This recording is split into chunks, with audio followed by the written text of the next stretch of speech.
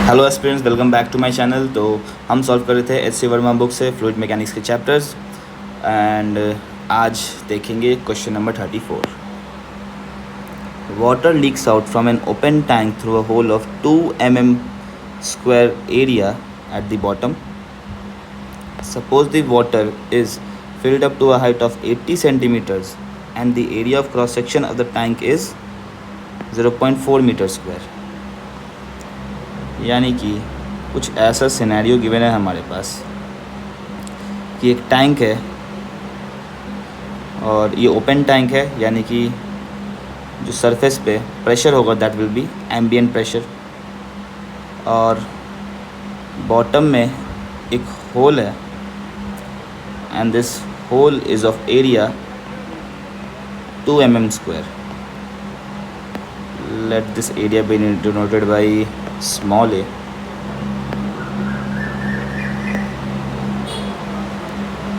तो यहाँ से वाटर लीक करेगा और जो टॉप एरिया दिया है सरफेस का area that is 0.4 meter square. The pressure at the open surface and the hole are equal to the atmospheric pressure. यानी कि ओपन सरफेस तो मैंने दिखाया, यहाँ पे एटमॉस्फेरिक प्रेशर लग रहा होगा और यहाँ पे भी एटमॉस्फेरिक प्रेशर एक्ट कर रहा होगा ओपनिंग पे.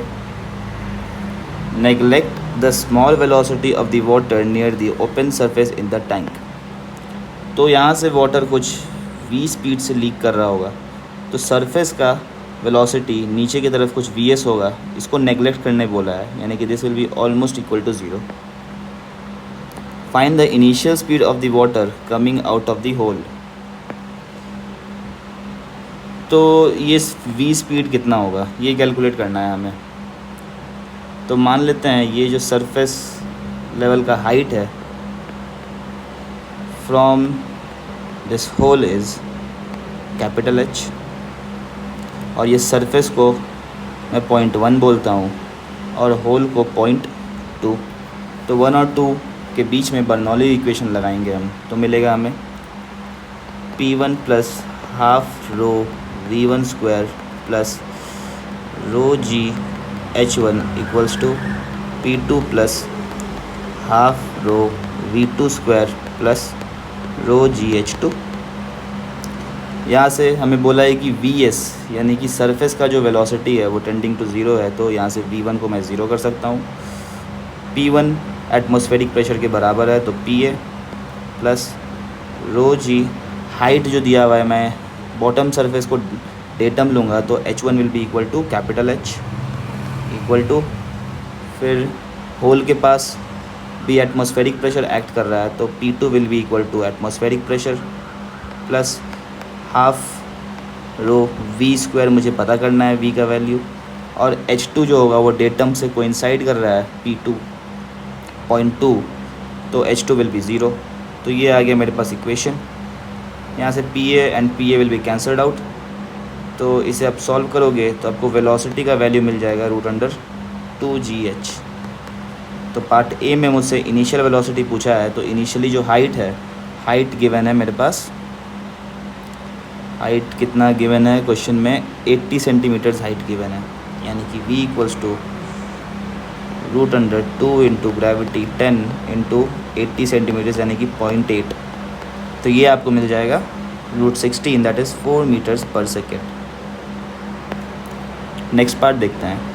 Find the speed of water coming out when half of the water has leaked out. तो जब आधा पानी लीक आउट हो जाएगा तो टैंक में आधा पानी बचेगा, उसका हाइट कितना होगा? This height will be h/2. तो वहाँ से पार्ट बी में v equals to √2g h/2 put करेंगे, और यहाँ से फिर से हम सारे वैल्यूज़ रखेंगे. 2 इंटू ग्रेविटी 10 और h/2 होगा 0.4, then this will be √8 meters per second. Part C देखते हैं. पार्ट सी में कहा है find the volume of water leaked out during the time interval dt after the height h is remained. तो हमें यहाँ पता करना है कि कितना टाइम लगेगा तो कितना टाइम लगेगा व्हेन dt टाइम इंटरवल में कितना वाटर लीक आउट करेगा, ये पता करना है मुझे। ठीक है, तो पार्ट सी में देखिए, मैं फिर से डायग्राम बना देता हूँ।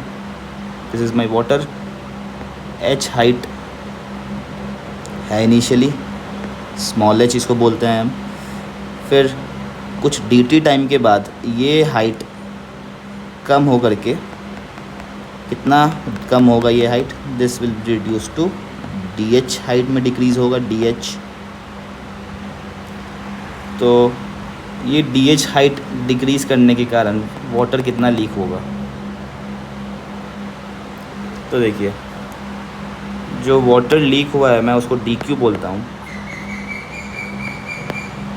Part C, dq that is the amount of water जो लीक हुआ है dt टाइम इंटरवल में, that will be velocity during that time into time dt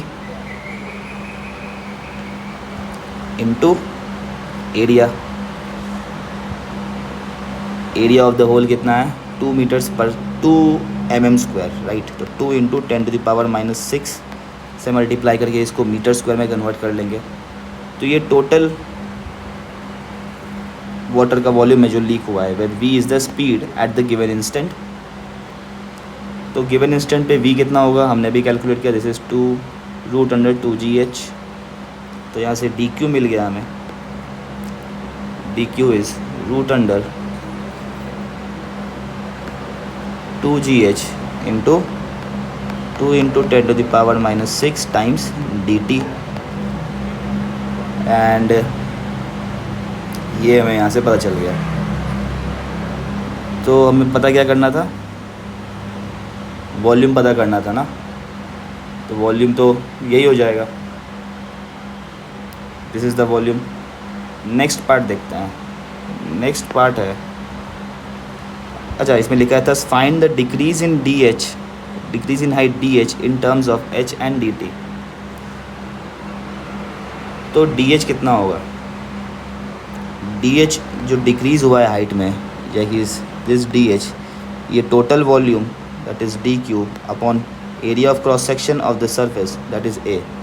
मैंने ये पूरा वॉल्यूम जो था वाटर का उसको डिवाइड कर दिया इस एरिया ऑफ क्रॉस सेक्शन से, सरफेस का एरिया, तो मुझे dh पता चल जाएगा।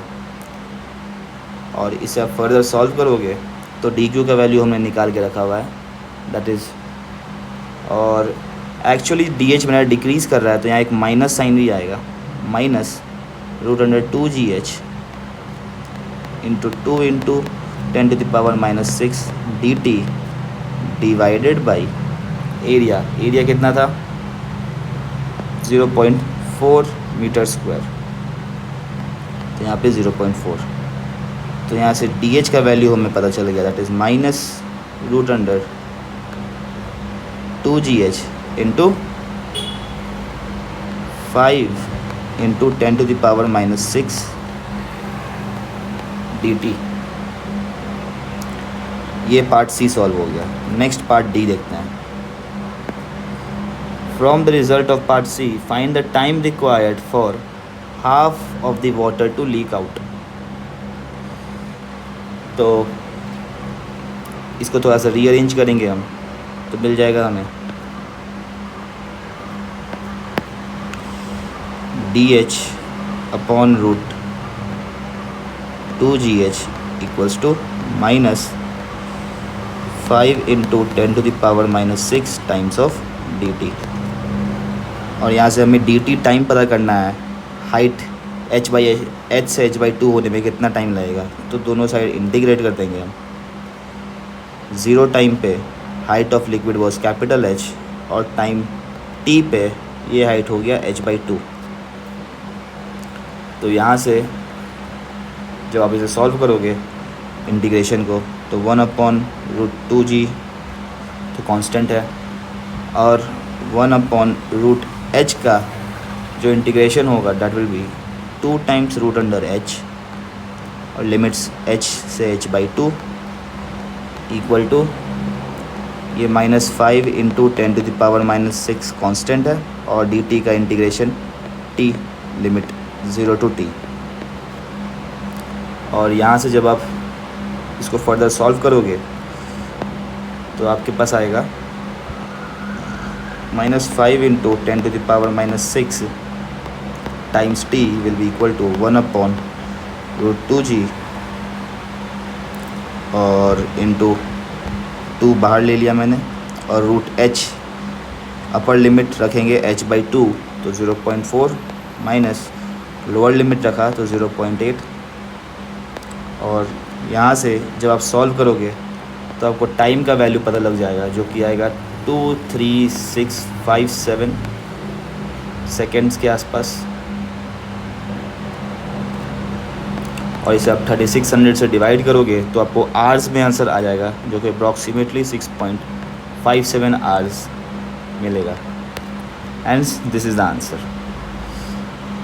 Thank you aspirants, I hope आपको ये वीडियो अच्छा लगा होगा। अगर ये वीडियो अच्छा लगा then please like this video and share it with your friends, and do not forget to subscribe my channel for more such videos.